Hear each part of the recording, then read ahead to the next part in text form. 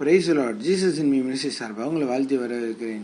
இயேசுவின் 40 நாள் முழங்கால் ஜெபத்தில் இன்றைக்கு 39 நாள். இந்த நாளில் தேவன் உங்களோடு பேசுகிற வார்த்தை சங்கீதம் 23:2.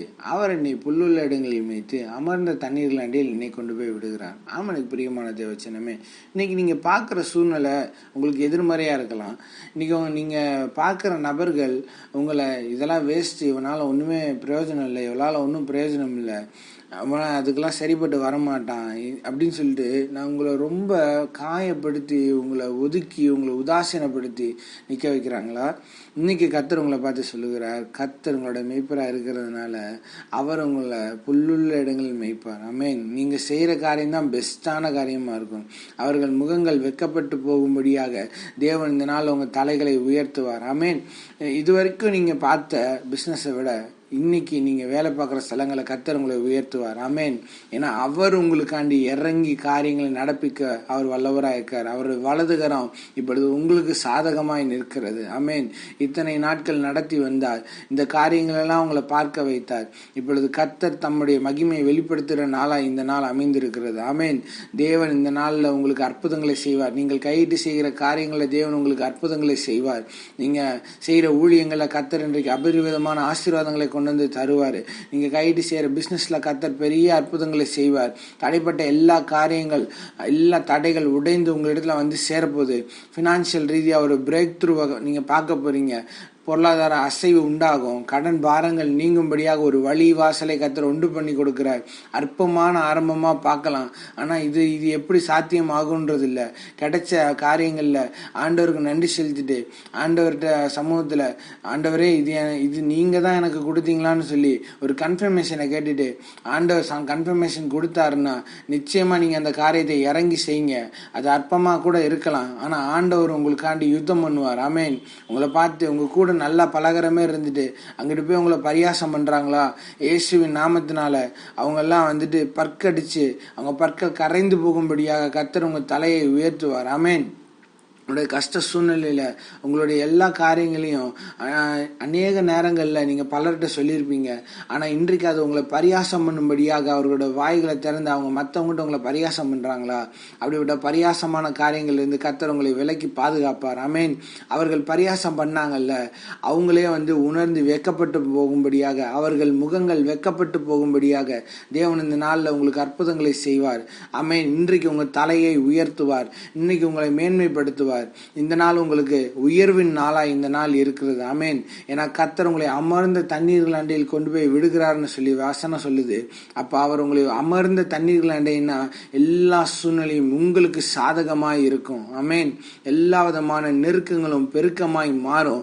எவ்வளவுக்கு எவ்வளோ நெருக்கப்பட்டீங்களோ அவ்வளவுக்கு எவ்வளோ பெருக்கமாய் மாறும்.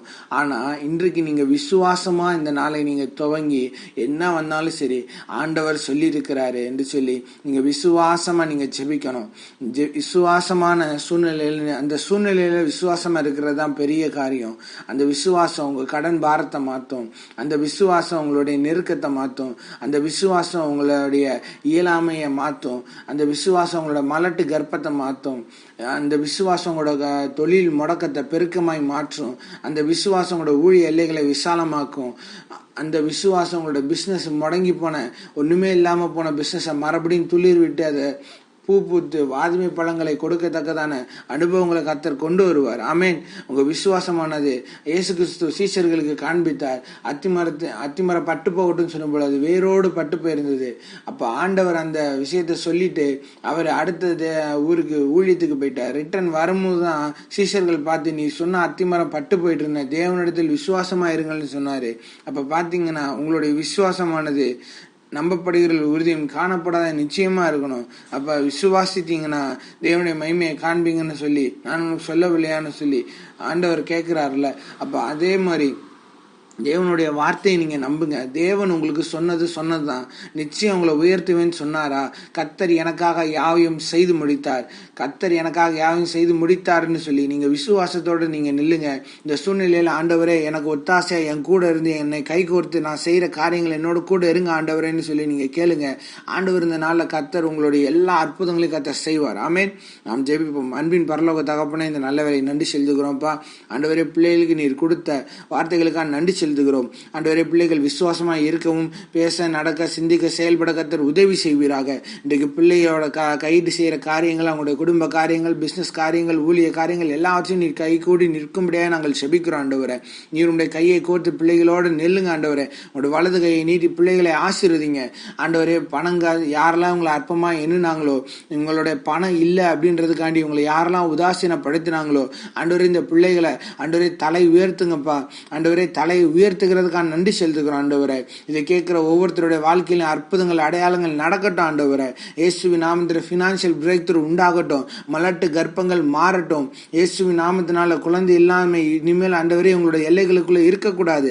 இயேசுவின் நாமத்தினால கடன் பாரங்கள் இனி இருக்கக்கூடாது. வழிவாசல்கள் திறக்கப்படணும். இயேசுவின் நாமத்தினால, இயேசுவின் நாமத்தினால இதை கேட்கிற ஒவ்வொருத்தருக்கும் அற்புத அடையாளங்கள் அவங்களோட வாழ்க்கையில நடக்கட்டும். ஆண்டவரே, எல்லா பிடிவாதங்கள், ஜென்ம சுபாவங்கள் எல்லாம் மாறி போகட்டும். இயேசுவின் நாமத்தில் கடினமான இருதயங்கள் மாறட்டும். சுயநலமான இருதயங்கள் மாறட்டும். இயேசுவின் நாமத்தினால கர்த்தர் அப்படியாக செய்கிறதற்காக நன்றி செலுத்துகிறோம். இயேசுவின் நாமத்தின் நல்ல பிதாவே, ஆமென்.